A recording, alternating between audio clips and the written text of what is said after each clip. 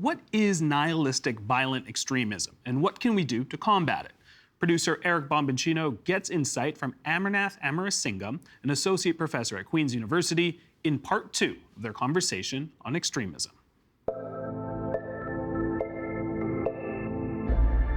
Okay, so I did want to talk about, I guess it's a new form of extremism, and I think everything we just talked about in terms of understanding extremism might just get punted off the table here. Nihilistic violent extremism, what is that, and why is it, I guess, so confounding for you? I mean, the problem is in the nihilism word, right? Where nihilism, at least philosophically, is a sense of meaninglessness, rootlessness, purposelessness, and a lot of extremist groups are the complete opposite of that, right? They want a white ethno-state, or they want a caliphate, or whatever it is. They're building something. They're building a utopian vision. Whereas a lot of these guys, and they come out of, the Gore communities online. They come out of the true crime community online. Sorry, what are those? So it's like there are online boards where people are getting a lot of their excitement from, I don't even want to say community, but a lot of what they're consuming is gore content. So people getting hit by cars and dogs getting killed and that sort of content, and they're sitting there consuming this content. The true crime community is the same, like the serial killer worship and that sort of thing, right? They come out of school shooter worship also, like people, the kind of attachment people have to the Columbine shooters from way back. So out of these communities is this new phenomenon called nihilistic violent extremism, where they are bullying young children into kind of harming themselves on camera. All of that stuff is happening. And so people don't know how to kind of explain it, because it sounds like violent extremism, but there is no purpose to it, right? And so that's where the trouble is, that's where people are kind of struggling with is this just violence for violence sake? The UK government calls it violence fixation. In Canada, we call it nihilistic violent extremism. So it's just this kind of weird obsession and attachment and fixation to violence, but it's not like the race war in the far right, where out of that violence and chaos, something beautiful and glorious arises. For them, it's just, the violence is the purpose. Is this like the Jokerization of extremism? Like some people just want to see the world burn. So some people want to see the world burn is something that extremism researchers and policymakers and law enforcement don't know what to do with. Okay. Right? Because on the one hand, we're used to finding a manifesto or a flag or a book or something, you read Mein Kampf, something to like point us towards ideology and belief systems, whereas we just want to destroy everything. Doesn't make any sense. Yeah. But they're unimaginably violent, especially towards young people, very young people. We've seen cases as young as 9 and 10 and 11. And so where to place that is difficult. And a lot of our prevention programs now across the country are seeing an uptick in these cases as part of their caseload. And yeah, some of it is just, they just need social workers and counselors and therapy and talk things through, but there's no ideological anything there. Could it lead eventually to some sort of belief system, something you'd call an ideology? We're in like a transition phase? It could be a transition phase. A few people have kind of argued that. What they do is you might find an ISIS video on their hard drive. You might find a neo-Nazi video on their hard drive. And people are like, how can two competing ideologies be a part of the same person's computer? The reason for that is because the only thing they care about in those two videos is the violence, right? They like the violence part of it. They don't really care about the ideological part of it. So it could be a transition to something else, but we don't know what that's going to look like. But in the meantime, it's the trail of destruction that they're leaving behind. So folks are angry at the world. Yeah. They need to get back at it. They need to do something, but nothing means anything. There's no hope. Then I guess all you have is revenge. It does seem like revenge can be its own thing to motivate. Yeah, I don't even know if this is revenge. Like for them, it's just they're just doing it for the lulz. They're just doing it for the kicks, right? They're just doing it because they can. And the online landscape kind of allows for some of this behavior too, and they're just doing it for clout. Right? They're just doing it because they're part of this weird nefarious group, and everyone's like bigging each other up and seeing who can one up each other. Right. it's like they're all playing Call of Duty except with real people, right? And young people. Tying it back to your liberalism question, like, is this a kind of endpoint meaninglessness also, right? Is this kind of the failure of modernity to provide these young people with something meaningful and purposeful, that they're now reacting very bizarrely to this sense of rootlessness? Maybe, right? And so that might be the end of it. The end result of all of this also is just like we have nothing to live for. This is all crazy anyway. This is all chaos and nothing meaning. There's no heaven and there's no hell, and we're just all this and that. Right. We're just all floating through space. And so why not cause as utmost destruction as humanly possible? So I don't know if this is related to nihilistic violent extremism, but you did mention this idea of being a main character, and I wanted to sort of pick up on that. Are there more and more angry young men now that feel sidelined in their lives, that want to be the main character on a hero's journey? And hero's journey is a thing, and it ends in catharsis and salvation. Yeah. I don't know if that it's part of nihilistic violent extremism, but I would say a lot of the other ideological groups, far-right, jihadist, even conspiracy theories in particular, they're very good at turning you into a cosmic warrior main character, right? And so, I mean, conspiracy theories do this a lot, where it's like, you are now tasked, because your eyes have been opened and you've been granted the truth about what's really going on in the world. Everyone else is asleep.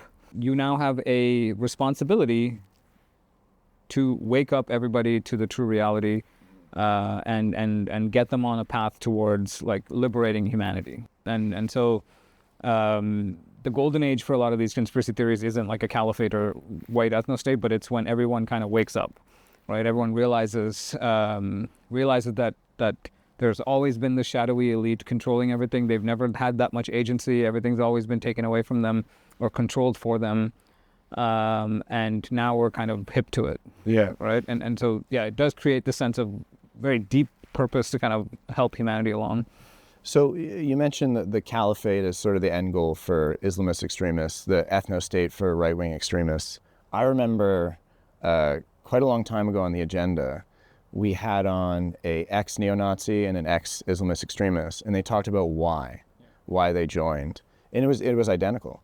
So does the ideology matter as much here, or is that almost secondary? The ideology matters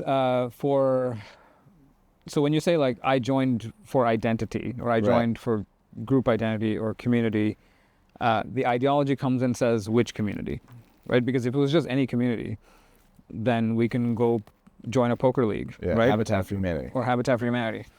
But no, the community is quarantined in terms of who is the in-group and who is the out-group, and ideology is important for telling you what that is.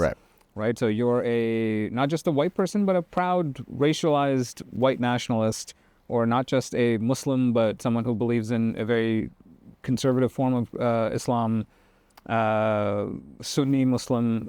So it tells you what the tiers are, and you belong here. That's what ideology does. And so yes, they're both going after purpose and belonging and meaning, but the ideology makes it very different kinds of meaning in very different communities.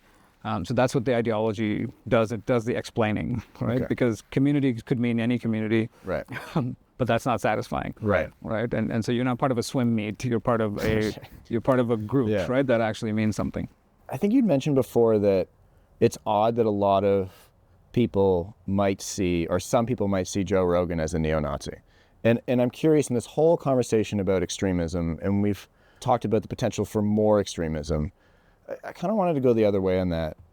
As we get more polarized, are you seeing it becoming easier for folks to have a disagreement with someone politically and label that person, see that person as an extremist, as a radical? Because I hear the word extremist thrown around a lot when it seems like people are just having a regular political debate. I mean, I think this is the natural consequence of like the increased chaos. Yeah.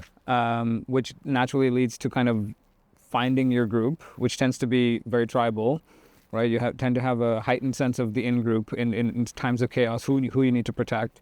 And this happens on the progressive side and on the conservative side, where they believe that it's not just a minor disagreement on tax policy, but you are the epitome of evil, and and your vision for what Canada or America is going to look like is fundamentally evil and bad, and I'm on the side of good, right? And so when everything is non-chaotic, I think you can have very easy political disagreements, but now it's so much of this conversation is elevated to a cosmic level where I think it's becoming harder to just have a conversation, at least on the political space, right? I think interpersonally things are good. Like I always see people having very vibrant debates and disagreements in the actual real world.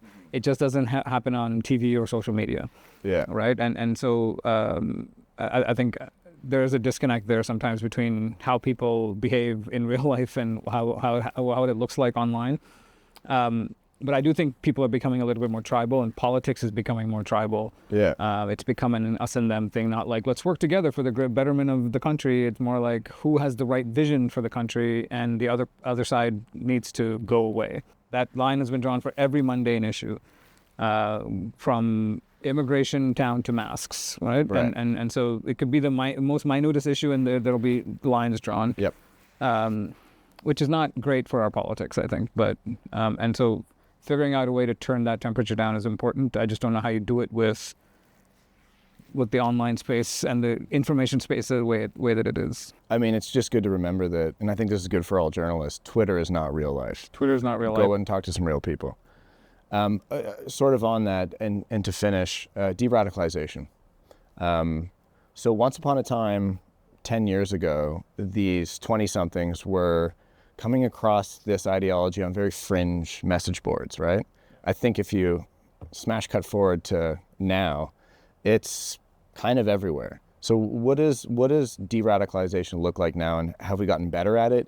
Is it just more difficult because this stuff is everywhere? I think so. At the height of ISIS days, there was a big disagreement in the derad space about, do we just care about the violence, or do we care about what they believe? Right, and so that divide existed between Canada, the U.S., the U.K., and other countries, where the U.K. really went down the line of we need to change what they think, right? And so we need to make them moderate Muslims, right? And whereas in Canada, we just said we don't really care what you believe. We just want to make sure you're not like stockpiling fertilizer, right? And we just want to make sure you're not blowing stuff up. Right. And so that dichotomy got transferred into the far right, and is now even more acute now, where a whole bunch of people believe all kinds of weird stuff, and law enforcement, policy people, prevention types, intervention types don't have the resources to thought police everybody.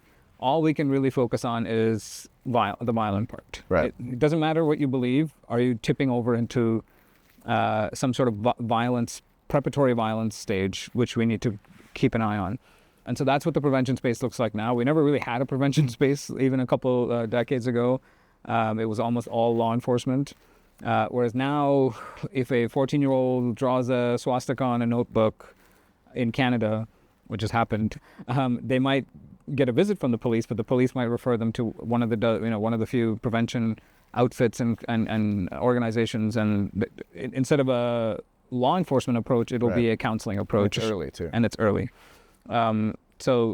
So that's what the prevention space looks like. It's the same organizations that are dealing with like the de-radicalization space. So a lot of the people who came back from Iraq and Syria, making sure those kids are back in school, that sort of thing is all done by the same kind of groups. So there's a kind of robust intervention, prevention, rehabilitation space in Canada, which never existed before. And so so they're also having this ideology conversation, which is when you're talking to a 16-year-old about who's draws a swastika on a notebook, what do you kind of talk about the ideology first, right? Or do you talk about their family and their education and their mental health and all these other things, and then eventually maybe get to the ideology, or maybe after all of that, the ideology will just work itself out, right? So in an interesting way, I think one of in the causal space, in the radicalization space, ideology is still quite important. But in the de-radicalization space, ideology is often dealt with like down the line. Yeah. Get to the root causes, and the ideology might die. and the ideology might die, or what some of these intervention providers will say is like ideology is so important that you can't actually do it first before all the trust has been built. Right? And so you have to spend a year building trust with this person and then talk about the ideological part, because if you go in ideology first, the walls are going to go up and you're not going to have any secondary relationship, right? And so it kind of works both ways. But what's new in Canada is we have this kind of infrastructure over the last little while to actually off-ramp some of these kids before they go into the court system and the prison system. Yeah. So there's that 14-year-old early prevention. But if you get a kid coming back, or 20-something coming back from Syria, or someone steeped in the right-wing extremist space who's a committed believer, if you get them into de-radicalization, does it work? Or is it kind of a coin flip? I wouldn't go as far as coin flip, but I also don't know what work means, right? In the sense of like, how do you know that what does success look like in this space, right? It's very hard to know. So I have a few former far-right people who are acquaintances of mine who I would say have left the movement, have denounced violence, but now in the online space still say a lot of pro-Trump stuff, anti-immigration stuff, racist stuff. And so for me, I'm like, oh, like you're a former neo-Nazi still saying racist stuff online. Are you de-radicalized? And so that's the challenge, is like, how do you know that you're on the other side of it? He's not violent. Is that enough? Or do you want him to completely become like a liberal Democrat? Does he have to be an NDP supporter, NDP voter? Like, what is success, right? Yeah. What does success look like? Yeah. And so that's the challenge, is how long are you going to track these people, and how long are you going to counsel these people, and before you're like, okay, he's denounced violence and that's enough, because we have 100 other cases over here who are also urgent. Yeah. And so that's the challenge, is like, when does it end, right? Well, it also feels like, I mean, we talked about the need for meaning, purpose, community. These are massive structural things. So to get at that stuff feels like, it doesn't feel like something that could be done in a de-radicalization program. No. Yeah. No, I think broader structural changes need to happen, because whatever this derad space is, they also go back into society after. They reintegrate into society, and so there has to be something there for them. And so there are, I mean, I know a few people who came out of prison in the 2000s, who one of the things we did was like help them write a resume. Yeah. Show them what an iPhone was, because they went to prison, there were no iPhones. They came out of prison and everyone was staring at these rectangular devices. They were like, what is this? What is happening, right? Right. And so reintegration sometimes is very mundane like that, but there has to be something there for them to feel integrated into. Family has to stay. Family has to have not abandoned them. Friends have to have not abandoned them. Is there work? What does the education look like? So it depends. Like, there's been great success stories. Yeah. And there's been others who are just kind of languishing. What's one thing you'd like to see change in this space when we're looking at the future of de-radicalization? I would say consistent funding, because right now a lot of these derad organizations are like one funding cycle away, one election away from having it all taken away, and so there's no. Some of them anyway don't have like layers of governmental funding. They have the federal government funding them. There's no provincial funding. There's no municipal funding. It's not integrated into the broader like healthcare environment. So it's very flimsy. And so I would like to see that kind of supported more and made more permanent. But otherwise I think they're doing a great job, most of them. Hey man, thanks for spending all this time with me. It's always a joy to hang with you. Yeah, always good to chat. You can catch part 1 of Eric and Amarnath's conversation on our website at tvo.org or our YouTube channel at TVO Today.